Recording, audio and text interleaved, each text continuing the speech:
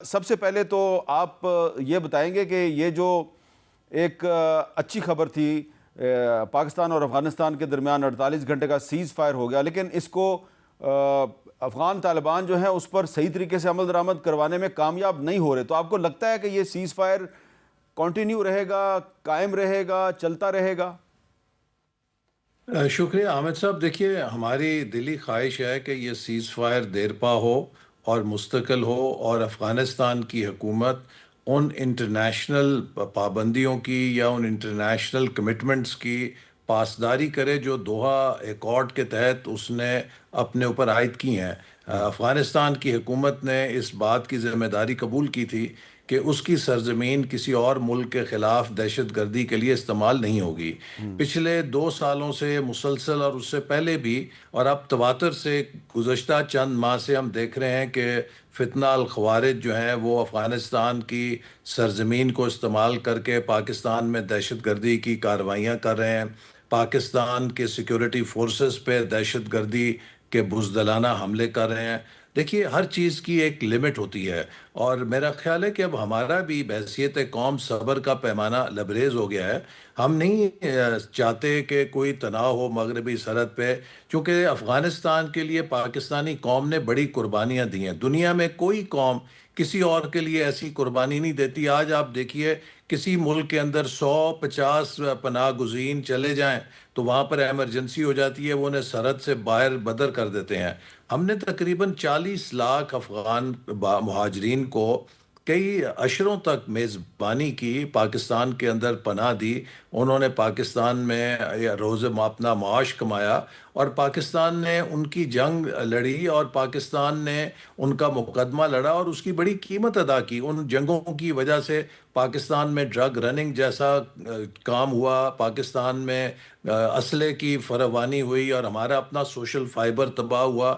تو پاکستان نے بڑی قیمت ادا کی، اور ہم یہ توقع رکھتے تھے اس حکومت سے کہ اس پاکستانی قوم کی کردار اور قربانی کے نتیجے میں وہ پاکستان کے مفادات کو اپنا مفاد سمجھیں گے.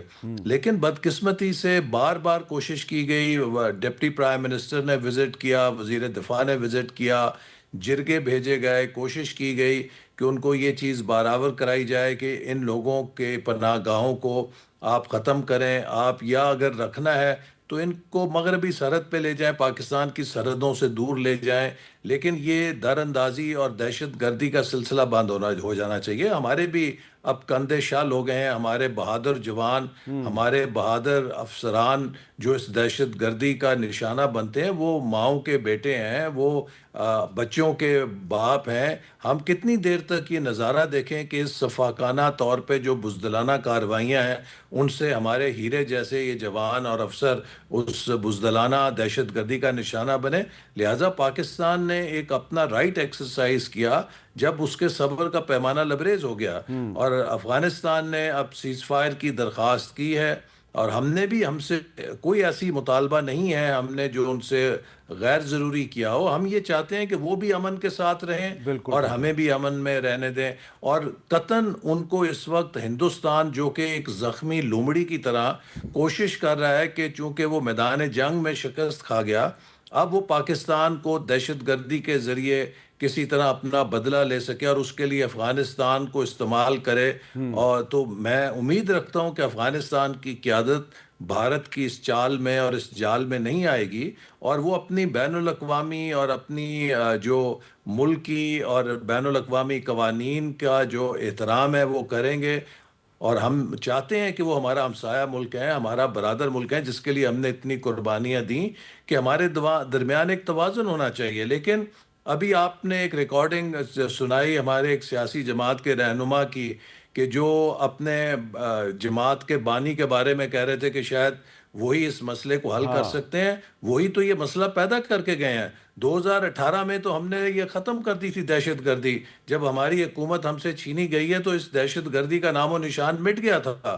لیکن ان لوگوں کو لا کر بسایا گیا ان 4 سالوں کے اندر، اور ان کے دوبارہ پیر جمائے گئے ہمارے خیبر پختونخوا کے صوبے کے اندر، جی. جس کا نتیجہ یہ ہے کہ آج پھر ہم اس کی قیمت ادا کر رہے ہیں. اچھا، احسن اقبال صاحب، آج آپ بھی وفاقی کابینہ کے اجلاس کا حصہ تھے، اور اس میں آپ کو شاید پتہ چلا ہوگا کہ وزیر اعظم شہباز شریف صاحب نے سہیل آفریدی صاحب جو نومنتخب چیف منسٹر ہیں خیبر پختونخوا کے، ان کے ساتھ فون پہ بات کی ہے، اور خود سہیل آفریدی صاحب نے اس ٹیلی فونک کنورسیشن کے بارے میں جو بتایا وہ ذرا آپ سنیں۔ میں شکریہ ادا کرتا ہوں شہباز شریف صاحب کا، انہوں نے مجھے مبارکباد دی، لیکن میں نے ان کو کہا کہ صوبہ خیبر پختونخوا 4.5 کروڑ لوگوں کا صوبہ ہے، اور ہماری پرسنل ڈیفرنسز میں یا ہماری عوام نہیں آنی چاہیے، اور آپ لوگ میرے بانی کرے کہ مجھے میرے لیڈر میرے قائد جناب عمران خان صاحب سے ملنے دیں۔ تو شہباز شریف صاحب نے کہا کہ میں پوچھتا ہوں پھر آپ کو بتاتا ہوں۔ ابھی تک ان کا رسپانس نہیں آیا۔ ہم کوشش کر رہے ہیں کہ جتنے بھی ہمارے قانونی اور آئینی راستے ہیں وہ اپنائیں، اپنے لیڈر اپنے قائد جناب عمران خان صاحب سے ملاقات کے لیے۔ فرض کریں عدالتیں ہمیں انصاف نہ دیں تو پھر پرامن احتجاج ہی واحد حل ہے۔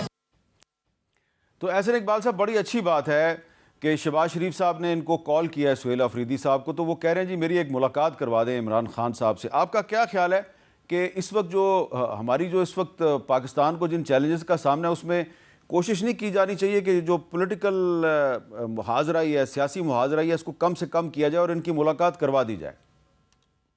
جی دیکھیے، اسی سوچ کے تحت وزیر اعظم نے وزیر اعلیٰ کے جو نئے منتخب ہوئے ہیں انہیں فون کیا اور انہیں مبارکباد بھی دی، اور یہ میں آپ کو دہرانا چاہتا ہوں کہ ہمارا ہمیشہ سے یہ ایک پالیسی رہی ہے کہ جو منتخب حکومت ہے اس کا احترام کیا جائے۔ اگر آپ کسی وقت پرویز خٹک صاحب سے پوچھیں تو جب وہ کنٹینر پہ کھڑے ہو کر ہمارے خلاف تقریریں کیا کرتے تھے، لیکن اگلے روز جب میٹنگ میں آتے تھے تو ہم انہیں اسی احترام سے ملتے تھے جیسے اس وقت کے وزیر اعلیٰ شہباز شریف صاحب کو ملتے تھے۔ ہم نے کبھی ان کی عزت میں، ان کے احترام میں اور ان کے صوبے کے حقوق کے بارے میں کوئی فرق نہیں رکھا، اور یہی تقریباً ہمارا برتاؤ علی امین گنڈا پور صاحب کے ساتھ تھا۔ وہ بھی جب وزیر اعلیٰ بنے تو ان کی جو بھی سیاست تھی، جو بھی انہوں نے کئی دفعہ چڑھائی کی کوشش کی اسلام آباد میں، اور اس کی ہم نے مذمت کی، لیکن جہاں وفاق کا اور صوبہ خیبر پختونخوا کا تعلق تھا ہم نے ہمیشہ یہ کوشش کی کہ ان کے ساتھ مل کر کام کریں، اور انہوں نے بھی ایک ورکنگ ریلیشن شپ جو منیمم حد تک درکار ہوتا ہے اس کو مجھے ضرور اعتراف کرنا چاہیے برقرار رکھا۔ اسی طرح وفاق چلتا ہے۔ اگر ہم اپنی ذاتی سیاست کو اور اپنے سیاسی اختلافات کو ریاست کے اوپر حاوی کریں گے تو اس سے پھر ریاست کا نظام دھرم بھرم ہوتا ہے اور ریاست اندر سے کمزور ہوتی ہے۔ لہٰذا ہم ان کے جذبات کا، ان کے سیاست کا احترام کرتے ہیں، لیکن انشاءاللہ کوشش کریں گے کہ ان کے ساتھ جو ایک سرکاری سطح پر وفاق کے فریم ورک میں ان کی جو ذمہ داریاں ہیں انہیں ادا کرنے میں جو ہماری مدد درکار ہوگی ہم دیں گے، اور ہم ان سے بھی توقع رکھتے ہیں کہ وہ بھی ذمہ داری کے ساتھ اپنے صوبے کے عوام کی نمائندگی کرتے ہوئے جو قومی پلیٹ فارمز ہیں، فورمز ہیں، اس کے اندر اپنا کردار ادا کریں گے۔ ہماری سیاست جدا جدا ہو سکتی ہے لیکن ہم سب کا ڈاک خانہ مشترک ہے اور وہ پاکستان ہے۔ اس پاکستان کے ساتھ ہی ہم سب کی سیاست ہے، ہم سب کی پہچان ہے، ہم سب کی حیثیت ہے، تو لہٰذا ہم اپنی سیاست میں اختلاف رکھیں، لیکن جہاں پاکستانی ریاست کی بات ہے، اس کا مفاد ہے، اس کے اوپر ہمیں ہمیشہ ایک زبان ہونا چاہیے اور ایک جگہ کھڑے ہونا چاہیے۔